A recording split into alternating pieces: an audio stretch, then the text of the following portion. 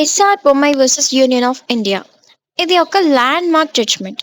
దీని బ్యాక్గ్రౌండ్ ఏంటంటే, కర్ణాటకలో ఎస్ఆర్ బొమ్మాయి గారు సీఎంగా ఉన్నప్పుడు ఆయన పార్టీలో నుంచి కొంతమంది వేరే పార్టీలోకి షిఫ్ట్ అయ్యారు. అలా షిఫ్ట్ అవ్వగానే గవర్నర్ ఎస్ఆర్ బొమ్మాయి గారికి మెజార్టీ ప్రూవ్ చేసుకునే ఛాన్స్ కూడా ఇవ్వకుండా ఆర్టికల్ 356 కింద ప్రెసిడెంట్ కి రిపోర్ట్ పంపించారు.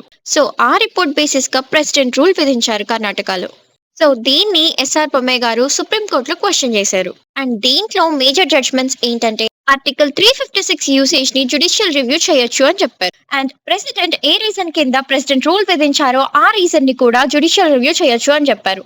అండ్ ఇర్రెలవెంట్ రీజన్స్ తో ప్రెసిడెంట్ రూల్ ని ఇంపోజ్ చేయొద్దు అని చెప్పారు. ఫెడరలిజం ని బేసిక్ ఫీచర్ ఆఫ్ కాన్స్టిట్యూషన్ గా చెప్పారు. ఆర్టికల్ 356 ని మిస్యూజ్ చేస్తే ఆ ప్రొక్లమేషన్ ని కొట్టేస్తామని కూడా చెప్పారు. అండ్ లెజిస్లేటివ్ అసెంబ్లీలో మెజారిటీ ప్రూవ్ చేసుకోవడానికి ఫ్లోర్ టెస్ట్ ని ఇంట్రడ్యూస్ చేశారు. ఈ జడ్జ్మెంట్ లో గవర్నర్ గురించి ఏం చెప్పారో కంప్లీట్ గా వీడియో చేశాను, చూసి ఎంసీక్యూస్ సాల్వ్ చేయండి.